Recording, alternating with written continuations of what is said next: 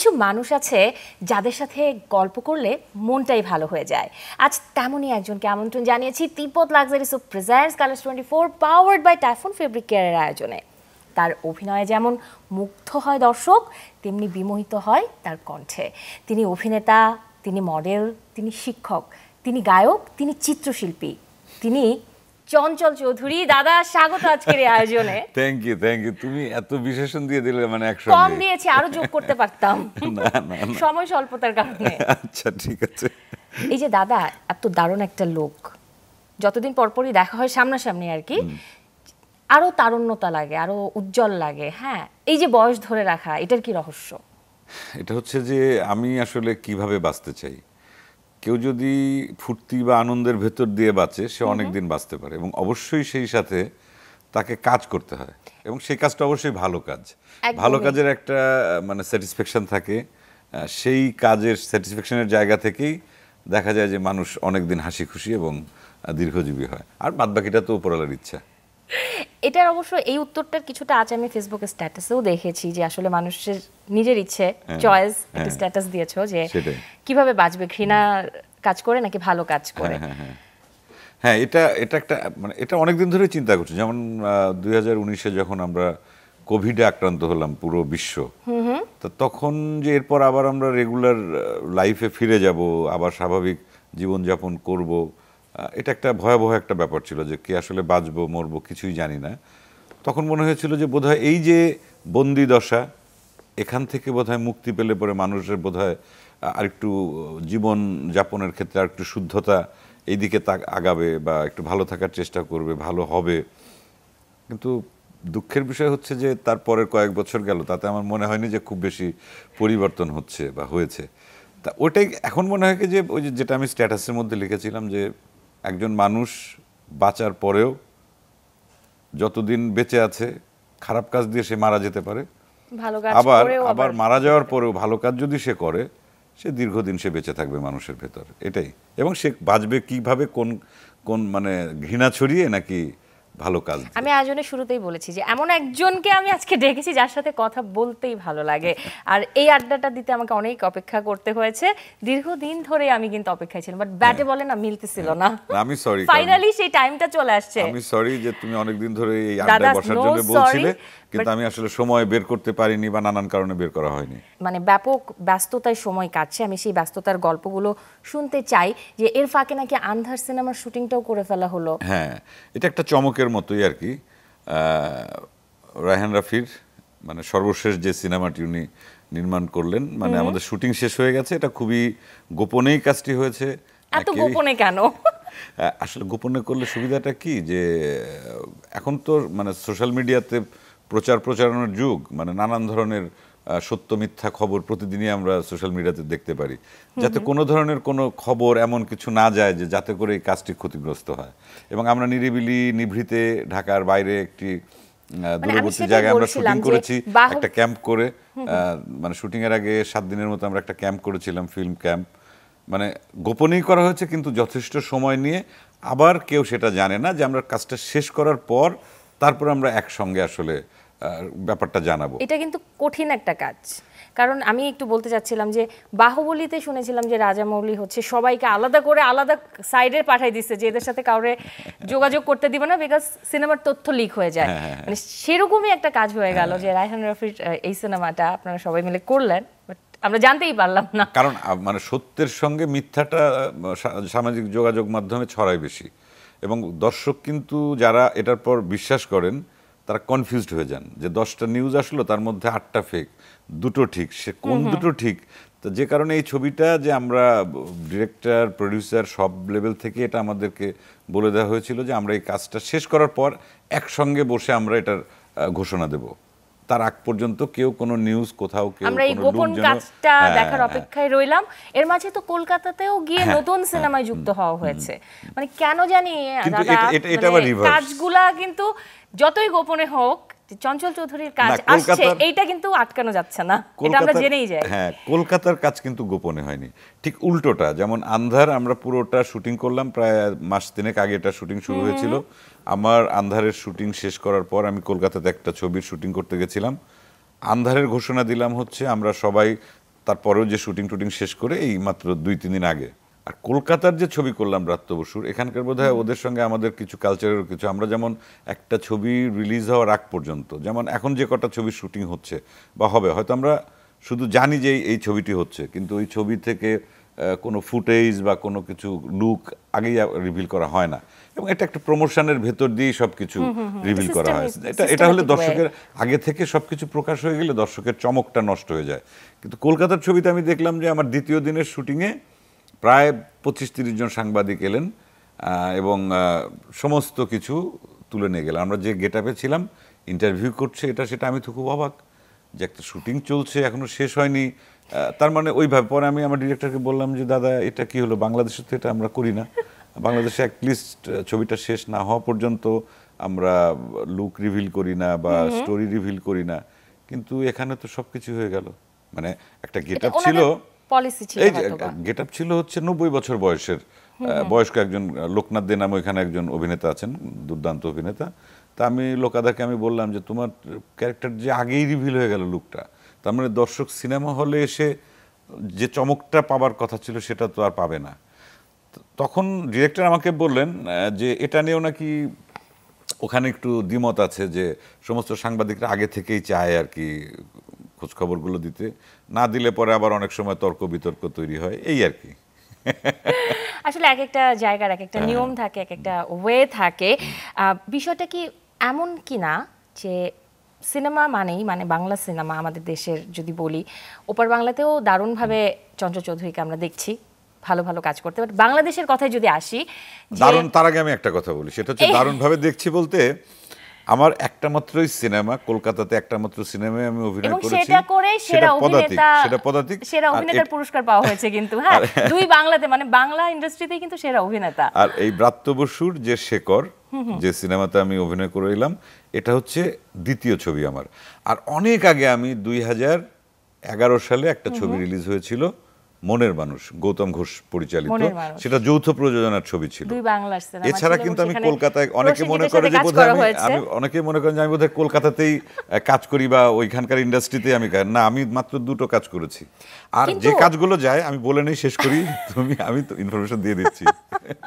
এটাই মজা, এই কারণেই আমি অপেক্ষায় ছিলাম। কাহিনী আছে, কারণ তোমরা তো একটা ফরম্যাটের কথা বলো, ফরম্যাটের ভেতর দিয়ে, আর আমি হচ্ছে মন খুলে আমার যা বলতে ইচ্ছা করে অর্গানিক ওয়েতে।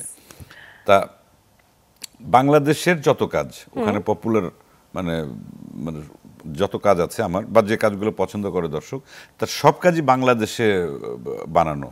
ডিরেকশন বা যেমন হাওয়া সিনেমাটা বাংলাদেশের, মনপুরা, আয়নাবাজি, যেগুলো এখন ওখানকার স্ট্রিমিং প্ল্যাটফর্মগুলোতে আছে এই ছবিগুলো। তারপর ওটিটি প্ল্যাটফর্ম, হইচইতে আমাদের যেগুলো কাজ আছে সব বাংলাদেশের কাজ। আমি আমার কাজ কিন্তু 95 to 80% কাজ হচ্ছে বাংলাদেশের কাজ, এবং আমি ওখানে বাংলাদেশের একজন শিল্পী হিসাবে পরিচিত, বা আমি শুধু একা না, এরকম আরো অনেক শিল্পী আছেন যাদের কাজ কলকাতার দর্শকরা বা নির্মাতারা বা ওখানকার আমাদের যারা সহকর্মী আছেন, অভিনেতা অভিনেত্রী, এরা খুব পছন্দ করেন। এটা তো একটা পজিটিভ দিক আমাদের জন্য। আর এই জায়গাটা থেকে ধরেই আমি বলতে চাচ্ছিলাম যে বিষয়টা কিন্তু এরকম যে বাংলা চলচ্চিত্রে চঞ্চল চৌধুরীকে ছাড়া আসলে হচ্ছে না। এটা চঞ্চল চৌধুরীকে লাগবেই এই মুহূর্তে। কিভাবে, আমি যদি একটু বুঝিয়ে ভেঙে বলি, যে আন্ধার সিনেমা, হ্যাঁ, সেখানে সিয়ামের সাথে চঞ্চল চৌধুরীর একটা কেমিস্ট্রি লাগবেই, হ্যাঁ, গল্পের ভিত গড়তে, হ্যাঁ, গল্পের মজাটা দিতে। সিয়ামের না, এটা ওই কোন চরিত্রের সঙ্গে চরিত্রের হয়তোবা যে কিন্তু ওই চরিত্রটার জন্য তো চঞ্চল চৌধুরীকে বেছে নিচ্ছে, তাই না? দম সিনেমাতেও নিশোর সাথে চঞ্চল চৌধুরীকে আসলে লাগছে, হ্যাঁ, লাগছে আমাদের কিন্তু। তো মানে এই তালিকা কিন্তু আরো অনেক আছে, আমার কাছে হয়তো তথ্য নেই, সেটা নিজের কাছেই আছে, আমাকে জানানো হয় না। না, আমি বলি সেটা হচ্ছে আন্ধারটা শেষ করলাম, আন্ধারের কাজ তো শেষ হয়ে গেছে, এখন মানে টেবিল ওয়ার্ক যেগুলো হবে এডিটিং থেকে শুরু করে, ভিএফএক্স এর জন্য অনেক সময় লাগবে, এটা নেক্সট ইয়ারে রিলিজ হবে। ব্রাত্যদার যে ছবিটা আমি করেছি কলকাতা, সেটাও নেক্সট ইয়ারে রিলিজ হবে। এই দুটো ছবি করা আছে, আর নেক্সট দুটো ছবি পরপর ব্যাক টু ব্যাক আমি শুটিং করব।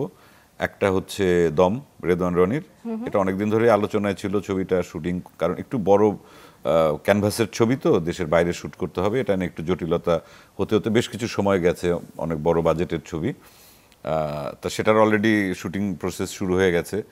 রনিও সম্ভবত এই মুহূর্তে চলে কদিন আগে গেছে, তো মহরত হলো। আমিও কয়েকদিনের মধ্যে চলে যাব, কাজাকিস্তানে আমাদের শুটিং হওয়ার কথা, নিশোও চলে যাবে। ওই কাজটা শেষ করে এসে আরেকটা ছবিতে কাজ শুরু করব, সেটা হচ্ছে তানিম নূরের বনলতা এক্সপ্রেস। তানিম নূরের আগের যে ছবিটা, এই গত ঈদে যে উৎসবের মানে দর্শক উৎসবকে এতটা মানে কি বলবো ভালোবেসেছেন, অনেক ভালোবেসেছে উৎসব, সবাই উৎসব এবং করেই দেখেছে তাতে আসলে। করে তানিম নূর ইন্সপায়ার্ড হয়েছেন যে পরের ঈদে আরেকটা ছবি সে করতে চান। সেই কারণে উনি হুমায়ুন আহমেদের ছোট গল্প মানে কিছুক্ষণ অবলম্বনে করছেন বনলতা এক্সপ্রেস, এবং সেখানে কাজ করার কথা আমার। এই তার মানে পরে দুটো ছবি ব্যাক। তো এই যে এই আমি যেটা বললাম এটা তো ভুল না আসলে, এই মুহূর্তে বাংলা ইন্ডাস্ট্রিতে, বাংলা সিনেমা ইন্ডাস্ট্রিতে লাগে এই যে এক কোরবানির ঈদে তুফানের লাস্টে যে চমকটা দেখলাম, হ্যাঁ পুরো সিনেমা তো আছে বাট শেষ চমকটা একদম বেশি বেশি, হ্যাঁ। এরপরে লাস্ট কোরবানির ঈদের দিকে যদি তাকাই, সেখানেও ইনসাফ সিনেমায় টাক মাথায় হাজির হয়ে একটা চমক দেওয়া হয়েছিল, গেস্ট অ্যাপিয়ারেন্স বেসিক্যালি। তারপরে আবার উৎসব সিনেমাটা তো পুরোটাই আমরা দেখেছি। আমার এই যে অ্যাপিয়ারেন্সই হোক, চঞ্চল চৌধুরী বাংলা সিনেমা এটা কিন্তু পরিপূরক। নেক্সট ঈদে কি চমক এটা জানতে চাই। নেক্সট ঈদে ওই যে দম আর ইয়ে আসছে, কি বলে, বনলতা এক্সপ্রেস, এই দুটো ছবি রিলিজ হওয়ার কথা, যদি ঠিকঠাক মতো আমরা শেষ করতে পারি। মানে আমার আসলে জানতে চাওয়াটা একটু বেশি, ইনসাফের মতো এরকম কোনো চমক আছে কিনা অন্য আরো কোনো সিনেমায়। না, একটা কথা বলি, সেটা হচ্ছে মাঝখানে অনেকদিন কাজ করা হয়নি, সেটা নানান কারণে ইন্ডাস্ট্রিতে কাজ কম হয়েছে, আবার কাজের গতিটা বেড়েছে। তা আর আগে আমি 1-2 বছর আগেও একটা না একটা টেলিভিশন সিরিজও আমি রেগুলার করতাম। তা মাঝখানের 1-1.5 বছরে নতুন কোনো টেলিভিশনের সিরিজও করিনি, বা সিঙ্গেল বা কোনো কিছুই করা হয়নি। ওটিটির কাজেও কম হয়েছে লাস্ট 1-1.5 বছরে। তা যাতে করে এখন কাজ তো করতে হবে, এটা তো আমার পেশা, নেশা, যাই বলি না কেন, কাজ ছাড়া থাকতে তো পারি না। তা সেক্ষেত্রে পরপর বেশ কিছু প্রজেক্ট হাতে নিয়ে ফেলেছি, যেটা হয়তো আমার বিগত বছরগুলোতে আমি 1 থেকে 1.5 বছর বা 2 বছর গ্যাপে গ্যাপে ফিল্ম করতাম। তা সেটা হয়তো এই 1 বছরের মধ্যে 4-5টা ছবিতে কাজ করা হবে। আমরা চাই না এই গ্যাপটা থাকুক। আমি চাই না বলতে আমি বাধ্য হচ্ছি, আসলে বেশি ঘন ঘন প্রজেক্ট হাতে নিলে পরে কাজ করলে প্রস্তুতির সময় কমে যায়, তখন আপ টু দ্য মার্ক হয় কিনা এই ভয়ে আমি আসলে একটু দেরিতে মানে কাজ করতাম, বা ভালো স্ক্রিপ্ট, ভালো গল্প, ভালো চরিত্র পেলে সেটার জন্য একটা নির্দিষ্ট সময় প্রস্তুতি নিয়েই করতাম। তা যেহেতু এখন আর অন্য কোনো কাজই খুব বেশি করা হচ্ছে না, টেলিভিশন বলি বা ওটিটির কাজেও লাস্ট 1 বছরে নতুন কোনো ওটিটির কাজ করিনি ওই অর্থে, তা সেক্ষেত্রে অভিনয়টা করতে গেলে এই ফিল্মের অনেকগুলো প্রজেক্ট আর কি। এই যত কিছুই হোক, এই মুহূর্তে আমার মাথায় হুট করে একটা সিন মনে পড়ে গেল, ওই ইনসাফ সিনেমারই ওই চাকু দিয়ে ভায়োলিন বাজিয়ে আবার নিথুয়া পাথারে গানটা। ও মাই গড, একটু চমক দেওয়ার জন্য সেই রকম একটা আবহ। হ্যাঁ, এটা আমার সঞ্জয় সমাদ্দার ডিরেক্টর ছিলেন। তা ওখানেও ওই বছর দুটো ছবিতে আমি গত বছরে। এটা কি পরিচালক বলেছিল নাকি নিজে থেকে? ওটা ওর প্ল্যান ছিল, ওর প্ল্যানই ছিল যে নিজের চিন্তা ভাবনা করি, আমার সঙ্গে একটু বলেও ছিল, শেয়ারও করেছিল যে এমন কিছু দেখাতে চাই যে যেটা হয়তো দর্শক চমকে যাবে বা এরকম। ও আইডিয়া ডেভেলপ করলো, এই চমকটার জন্যই কিন্তু বলছি যে ভালো লাগে দাদার অ্যাপিয়ারেন্স সবসময়। আচ্ছা দাদা, সিনেমা তো করা হচ্ছে, এই যে পরিচালকের প্রসঙ্গে পরিচালকের কথা হচ্ছিল, সিনেমা কি বানানো হবে? পরিচালনার কোনো ইচ্ছা আছে? না না, এটা খুব কঠিন কাজ, আমার ওই যোগ্যতা এখন পর্যন্ত হয়নি, বা ভবিষ্যতেও সেরকম কোনো ইচ্ছা নেই। কারণ মানে একই মানুষ যদি বিভিন্ন কাজ করে, আমি মনে করি যে কোনো কাজটাই ঠিক মতো করা হয় না। যেমন আমি হয়তো প্রায়োরিটি কিন্তু আমার অভিনয়, তার বাইরে যদি আমি কখনো সময় পাই, এটা নিজের তাগিদে, নিজের মনের জন্যে, নিজের ভালো লাগার জন্যে আমি কখনো হয়তো একটু ছবি আঁকি। আর গান বাজনার টুকটাক যেটা করতাম সেটাও কিন্তু প্রফেশনালি না, একদমই না। অনেকে আমাকে বলেছেন গানটা একটু বাড়ানো দরকার, যাদের ভালো লাগে তারা উৎসাহ দিতেন, কিন্তু আমি কখনো এটা চাইনি, কারণ আমি তো সঙ্গীত শিল্পী নই, ইভেন আমি চিত্রশিল্পীও নই।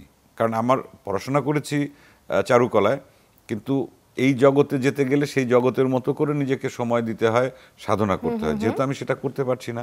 অতএব গান বা ছবি আঁকা ওইটা আমার নিজের মনের চাহিদার জন্য যতটুকু দরকার, আমার নিজের ক্ষুধার জন্যে। আমি ছবি আঁকি টাকা দিয়ে, টাকার জন্য না, আমি গানও গাই টাকার জন্য না, এটা মনের নিজের। অভিনয়টা যেহেতু করি আমি, এটাই আমার মূল কাজ। তা সো অভিনয়টাই ঠিক মতো করতে চাই, এর বাইরে ডিরেকশন বা এগুলো নিয়ে আমি যাদের সঙ্গে কাজ করেছি, যা কাজ করেছি দর্শক তো জানেন। এই প্রজেক্টগুলো মানে যারা ডিরেকশন দিয়েছেন, যারা ডিরেক্টর, আমি তাদেরকে তো খুব কাছে থেকে, সাথে থেকে দেখেছি যে কত দিনের প্রস্তুতি, কত মানে মাথা ঘামাতে হয়, কতটা যোগ্যতা রাখতে হয়। ওই যোগ্যতা আমার নেই। মাথায় একটা গানও ঘুরছে, নিথুয়া পাথারে। এখন কি উপায় এই বিড়ম্বনা থেকে মুক্তির? ধরো বন্ধু আমার কেহ নাই, তোলো বন্ধু আমার কেহ নাই, নিথুয়া পাথারে নেমেছি বন্ধু রে, ধরো বন্ধু আমার কেহ নাই। দাদা আমার কিন্তু মাথায় কিছু ডায়লগও ঘুরছে, হ্যাঁ কিরকম? ওই ডায়লগগুলো আমি পরে শুনবো। এই যে যেমন কিরে ভয় পাইছিস, এগুলো আর মনে নাই, আমি এক প্রজেক্ট শেষ হয়ে গেলে পুরোটা মাথায় রাখি পরে না। আর মাথায় থাকে না। কিন্তু দর্শক সার্থকতা ওখানে যে দর্শকদের এটা যারা ইচ্ছা দেখে করে না। তাদের মাথায় কিন্তু থাকে। অনেকে আমাকে বলে যে আপনি একটা প্রিয় ডায়লগ বলেন, ওই অভিনয়ের সময়ই হয়তো হ্যাঁ ছোটখাটো কিছু হলে পরে যেটা হয়তো দর্শক মুখে মুখে সেই ডায়লগটা বলে, তখন সেটা আলাদা। কিন্তু আমি কখনোই আমার কোনো মঞ্চ, টেলিভিশন অথবা ফিল্মের বা ওটিটির কোনো ডায়লগ আমার মাথায় থাকে না। আমি ওই মানে যখনই প্রজেক্ট প্যাক আপ, আমার ওই আসলে প্রজেক্ট মাথা চঞ্চল থেকে আমি চৌধুরী ঝেড়ে ফেলি। যখন কথা বলে ওগুলোই তো ডায়লগের মতোই হয়ে যায়। বলতে শুনেছি যে নিজেকে না ভাঙতে পারলে বেশি দিন দর্শক ধরে রাখা যায় না। চঞ্চল চৌধুরীকে যদি জানতে চাই, যেহেতু নিজেরই কথা, এমন কি করা হয়েছে দর্শকদের মাঝে নিজেকে বাঁচিয়ে রাখার জন্য, প্রথমত বা যে কিভাবে ভাঙা গড়ার গল্পটা করা হয়েছে নিজের এই জীবনে? ভাঙা গড়টা মুখ দিয়ে বলা যতটা সহজ, আসলে বাস্তবে করাটা খুবই কঠিন। আর এটা একজন অভিনেতা নিজে একা চাইলেই হবে না। চরিত্রটা যিনি লিখবেন, গল্পটি যিনি লিখবেন, তার যেরকম আলাদা একটা চরিত্র যেন লেখার ভেতর দিয়েই বোঝা যায় যে চরিত্রটি অন্য চরিত্র থেকে আলাদা, তার ডায়ালগস, তার জীবনযাপন, চলাফেরা একটা চরিত্র থেকে আলাদা। সেটা খুব কম মাত্রায় লেখা ওইরকম কিছু হয় যে নতুন গল্প, নতুন চরিত্র, তারপর কোন একটি চরিত্র নতুনভাবে উপস্থাপন তিনি করলেন তার লেখার মাধ্যম দিয়ে, চিত্রনাট্যে বা গল্পে, তারপর সেটাকে রূপ দেয়া। সেই রূপ দেওয়ার ক্ষেত্রে আর্টিস্ট তো করবেন, সেটা নিজেকে নিজের মধ্যে ধারণ করবেন। সেক্ষেত্রে ডিরেক্টরের অনেক ব্যাপার আছে যে উনি আসলে কিভাবে সেটাকে ম্যাচিউরলি সেটা দেখাতে চান। তার মানে কাজটা খুব সহজ কাজ না। এখন আমি আমার ক্ষেত্রে, এখন আমি টেলিভিশন নাটকের হিসাব করলে হাজার হাজার টেলিভিশন নাটকে অভিনয় করেছি। আমি আমার মতো করে, টেলিভিশনের তো অত খুব বেশি স্কোপ ছিল না সেই সময়ে। সেক্ষেত্রে আমি যখন ওটিটি শুরু হলো বা ফিল্ম, আমি ফিল্ম বা ওটিটি করতে গেলেই, ইভেন টেলিভিশনে আমি চেষ্টা করেছি আমার মতো করে।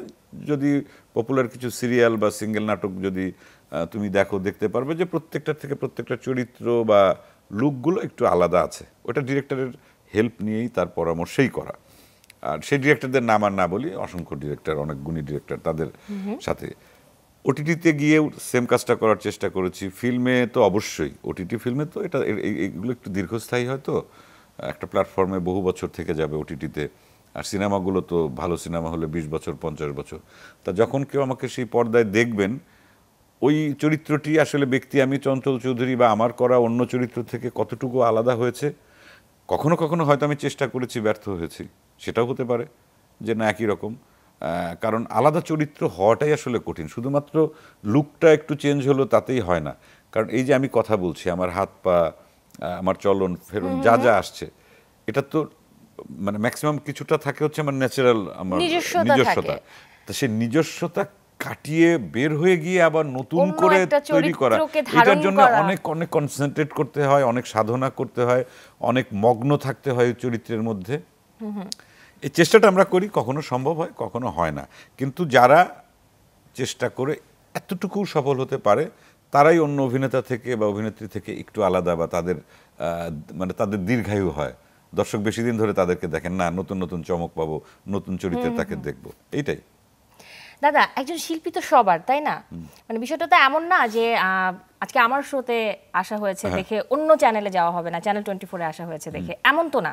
শিল্পী তো সবার, এই জায়গাটাতে তো একমত। একদম তাই, একদম তাই। শিল্পী, যদি শিল্পীর অর্থটাকে অনেকে নানান কারণেই অনেক ছোট করে ফেলেছেন, নানান।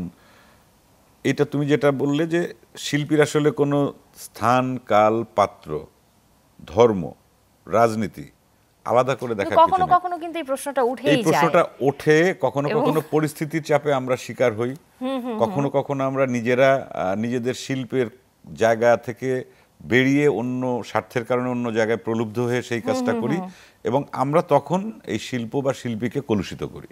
কিন্তু শিল্পীর কোনো আলাদা কোনো জাতপাত, ধর্ম থেকে শুরু করে সব ধর্মের, সব দলের, যেমন আমি বাংলাদেশে অভিনয় করি, আমার গান বা অভিনয় সবাই দেখুক সেটাই বা শুনুক সেটাই আমি চাই। তার মানে এটা যদি আমি চাই তাহলে আমার কিন্তু সবকিছুর ঊর্ধ্বে কিন্তু নিজেকে থাকতে হবে। হ্যাঁ, সেক্ষেত্রে আমি ব্যক্তিগতভাবে কতটুকু পেরেছি বা পরিস্থিতি আমাকে সেই জায়গা থেকে সরিয়ে নিয়ে গেছে, আমি খুব টেকনিক্যালি একটা অ্যান্সার দিচ্ছি কিন্তু এটা, কিংবা দর্শকের সেই জায়গা থেকে ছাড় দেওয়ার কতটুকু মানসিকতা, কার কতটুকু যোগ্যতা আছে ইন্ডাস্ট্রিতে, সেটুক দীর্ঘ বছর দেওয়ার পর তার কতটুক ভুলভ্রান্তি অথবা তার ভাবনা চিন্তার জন্য কে কতটুক তাকে গ্রহণ করবে বা ত্যাগ করবে, এটারও একটা মাপকাঠি বা চিন্তা ভাবনার বিষয় আছে। তবে তুমি যেটা বললে ওটাই আমি মানি যে শিল্পীর আসলে কোনো আলাদা কোনো গণ্ডি নেই, গণ্ডি থাকার কথা না, কথা নেই, থাকতে নেই। শিল্পী তো আসলে সবার, শিল্পী কাজই শিল্পটাকে একদম মানে সবার মাঝে পৌঁছে দেওয়া, একদমই তাই। যদি জানতে চাই যে জীবন থেকে কোন একটা সময় মুছে ফেলতে চান, কোন সময়টাকে মুছে ফেলতে চাইবেন? দেখো, এটা তুমি খুব টেকনিক্যাল একটা প্রশ্ন করেছো, আমি বুঝতে পারছি, সব টেকনিকই চলতেছে আজকে।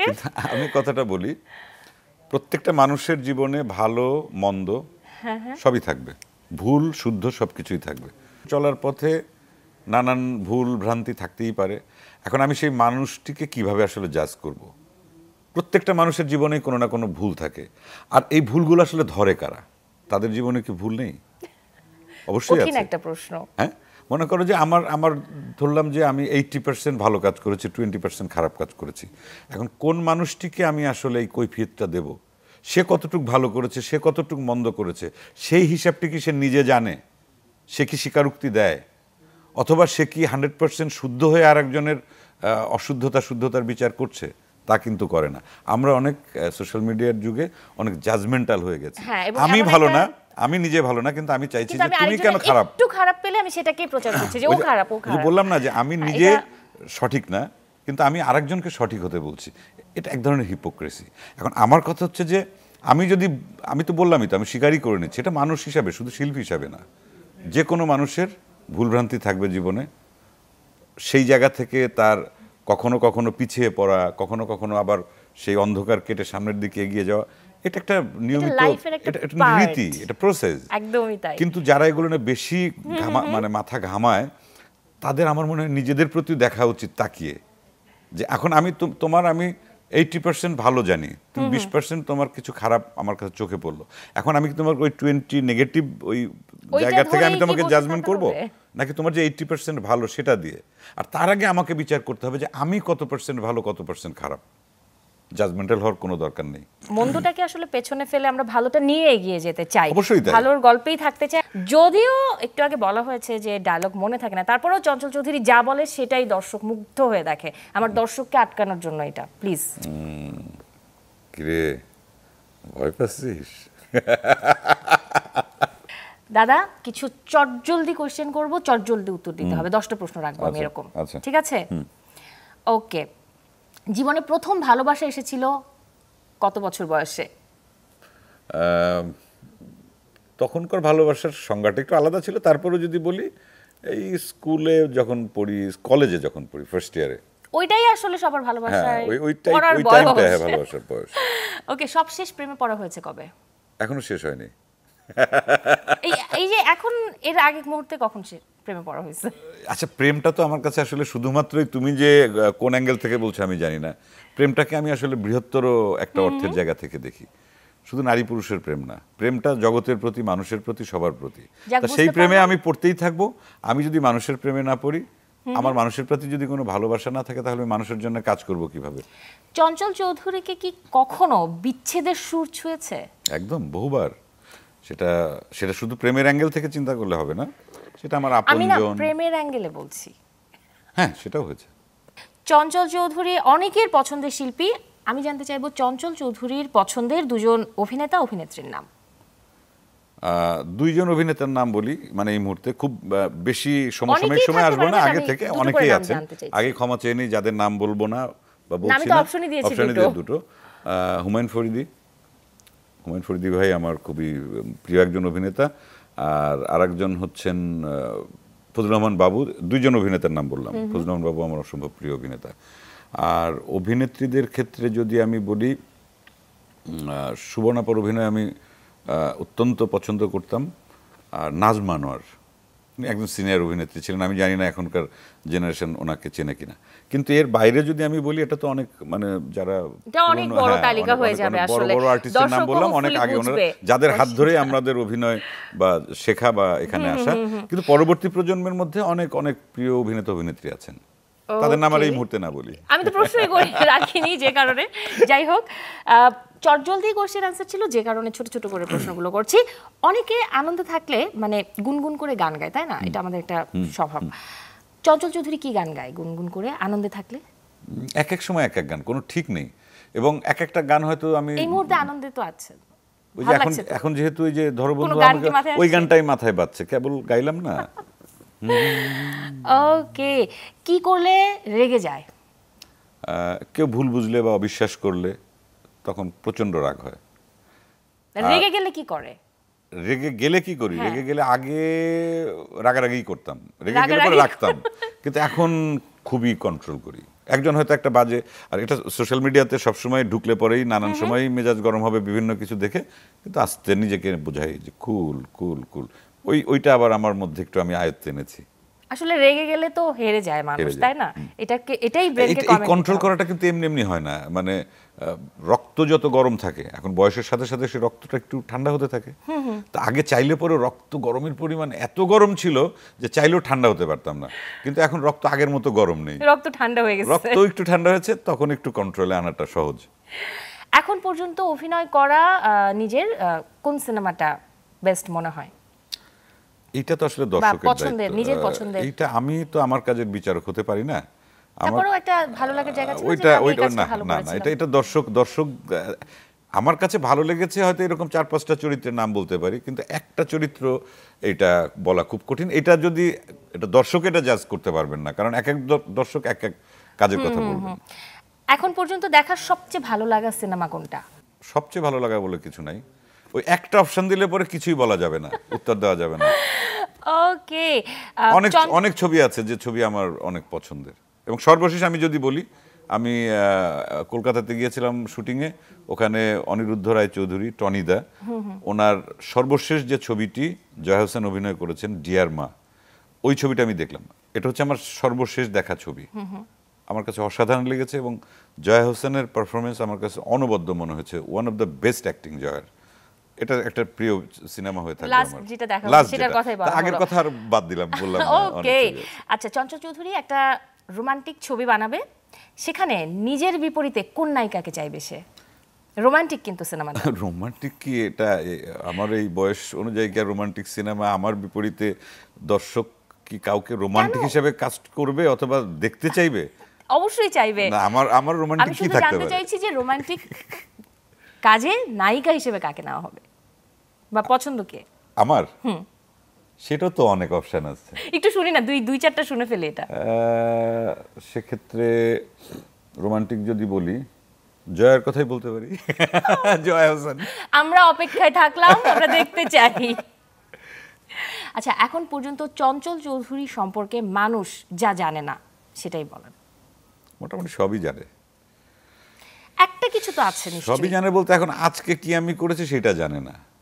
রেগুলার মানে একটা অভ্যাস যেগুলো আছে, আমি সকালবেলা ঘুম থেকে কখনো টিকি করি না করি, যে জিনিসটা জানে না সেটা এখন পর্যন্ত, যে অনেকে যারা আমার ছবি আঁকা কি দেখেন যে ছবিগুলো আমি কখন আঁকি, যেটা তুমি প্রশ্ন করছো, হ্যাঁ, যে ছবিগুলো আসলে কখন আঁকা, সেটা হচ্ছে যেদিন আমি 1 ঘন্টা বা 2 ঘন্টা অবসর পাই, আমি আগের থেকে বুঝি যে আমার ওই 2-3 ঘন্টা কোনো কাজ নেই, সেটা আমি ঘুম থেকে উঠেই, যেটা আমি যে ছবিটা আঁকি, আমি যে বিছানায় ঘুমাই আমার মাথার কাছে আইপ্যাডটা থাকে, আমি ঘুম থেকে উঠেই জাস্ট আমি ড্রয়িং করা শুরু করি। আচ্ছা, তার মানে ফ্রেশ হই, কিন্তু আরো পরে ফ্রি সময়টা পেলেই আগে ছবি আঁকা শুরু করি, এবং সেটা হাত মুখ না ধুয়ে আগে আঁকি কিছুক্ষণ, তারপরে দেখা গেল যে তখন হয়তো একটু ফ্রেশ হতে ওয়াশরুমে গেলাম, কিংবা হয়তো আমি সকালবেলা তো আমার বউ আর বাচ্চা ওরা বের হয়ে যায়, ছেলের স্কুল তার অফিসে চলে যায়, তা ওই চাটা ওরা যখন সকালবেলা খায়, 1 কাপ চা আমার জন্য রেখে যায়, ওটা আমি পরে গরম করে খাই। তো একটা গ্যাপে আর কি ওই চাটা নিজে গরম করি, তারপরে চাটা খেতে খেতে আবার ছবিটা আঁকি, শেষ করি।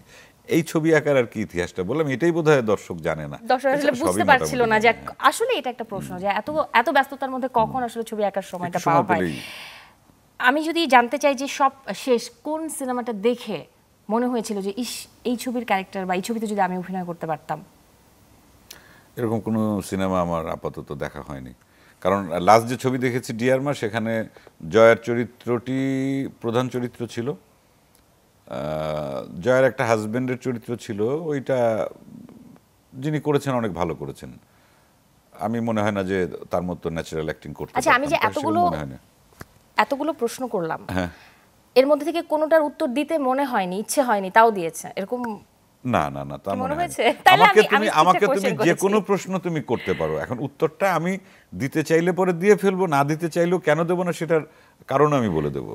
এই জন্যই ভালো লাগে দাদা তোমার সাথে আড্ডা দিতে, গল্প করতে খুবই ভালো না, এটা লাগে। কিন্তু আমাকে অনেকেই ইন্টারভিউতে যাওয়ার আগে বলে যে দাদা আপনাকে কি জিজ্ঞাসা করবো বা আপনি কি ধরনের প্রশ্ন, মানে বিশেষ করে এটা তো মানে লাইভ কোনো প্রোগ্রাম হলে তো একটু সমস্যায় হয়ে যায়, তবে কোনো সমস্যা নেই, কারণ ওটা তো আমার দায়িত্ব যে তুমি আমার সঙ্গে কথা বলবে, কি কথা বলবে, ওটা যদি আমি ডিফেন্ড করব, আমার যদি কোনো ভুল হয় সেটা আমি তার জন্য ক্ষমা চাইবো, বা যদি কোনো কিছু আমি কথা না বলতে চাই সেটাও বলে দেবো, আর উত্তর থাকলে পরে আমার উত্তর দেবো। ওকে দাদা, অসংখ্য ধন্যবাদ আজকের আয়োজনে আসার জন্য। আমার আয়োজনটা শেষ করতেই হচ্ছে। দর্শকদের জন্য কি একটা কোনো তথ্য বলে যাওয়া যাবে আমার এই আয়োজনে আজকে? আচ্ছা। নতুন কোনো চমক হ্যাঁ, যেটা দর্শকদের কেউ জানে না এখন আচ্ছা, পর্যন্ত? দর্শকদের জন্য আমি বলি যে আমি বেশ কিছু সিনেমাতে কাজ শুরু করেছি, অলরেডি 2টো সিনেমা শুটিং হয়ে গেছে আপনারা জানেন, আন্ধার এবং কলকাতার ব্রাত্য বসুর সিনেমা শেকর। সামনে আরও 2টো ছবিতে অভিনয় করব, হৃদয় রানীর দম এবং তানিম নূরের বনলতা এক্সপ্রেস। তারপরে দেশ এবং কলকাতা, ঢাকা এবং কলকাতা মিলিয়ে আরও পাইপলাইনে 4-5টা কাজ হবে। তাতে করে আমি যেটা বলতে পারি যে আগামী বছরের মধ্যে বেশ কিছু কাজ আপনাদেরকে আমি উপহার দেব, আপনাদের ভালো লাগার জন্যে, যদি লাগে, এবং সেটার জন্য আমার যা যা করণীয় আমি অভিনেতা হিসেবে সেই চেষ্টা করছি। অসংখ্য ধন্যবাদ দাদা আজকের আয়োজনে আসার জন্য। শেষ করতে হচ্ছে Tibet luxuries of pleasures colours 24 powered by typhoon fabric কেয়ারের আয়োজন, কিন্তু একটা আবদার তো থেকেই যায়, দুটো লাইনের সাথে আমি যেতে চাই গানে। এটা আমার সাথে দর্শকদেরও কিন্তু ডিমান্ড। গান নিয়ে আমার এখন আসলে সত্যি কথা, গান তো গাইতাম মনের আনন্দে। এর আগের একটা ইন্টারভিউতে আমি বলেছি যে গানটা আমার কাছে এখন এমন একটা বিতর্কিত বিষয় মনে হয় যে আমি গান গাইলে পরে না, এটা এটা এটা সমস্যা নেই, এটা দর্শকের, এটা আমার কথাটাই আমি বলছি, এখানে এটা এডিট করতে হবে না। গান নিয়ে আমার যা বলার আমি স্পষ্ট করেই বলবো। গানটা আমি আসলে গাই আমার নিজের ভালো লাগার জন্য, বেসিক্যালি বললাম, আর যারা একটু শুনতে চায় তাদের বিনোদনের জন্য। এটা বাধ্যতামূলক আমার কোনো শিল্পকর্ম নয় যে আপনাকে শুনতেই হবে। এখন তুমি বলছো গাইবো, কিন্তু গাওয়ার ইচ্ছাটা আমার একেবারেই কমে গেছে, তারপরেও গাইছি। প্লিজ। হাশিম মাহমুদের গান আমার খুব প্রিয় একজন গীতিকার, এবং উনি সুরকার, নিজেই সুর করেন। হাশিম মাহমুদ বিখ্যাত আমাদের সাদা সাদা কালা কালা গানের যিনি মানে গীতিকার এবং সুরকার, ওনারই আরেকটা গান, এটা উনি গাইতেন যেভাবে আমি সেইভাবেই গাইছি। ফুল ফুটেছে গন্ধে সারা মন, ফুল ফুটেছে গন্ধে সারা মন, তুমি আমার এত যে আপন, দেখা না দিলে বন্ধু কথা কইও না, দেখা না দিলে বন্ধু কথা কইও না, হাউসের পিরিতি করেছি আমি, প্রেমী জীবন প্রেমী মরণ এই তো জানি, পাখি উড়ে গেলে তার ডানাতে কি ভয়, উড়ে উড়ে যাচ্ছে সবাই বেদনারি ক্ষয়, দেখা না দিলে বন্ধু কথা কইও না।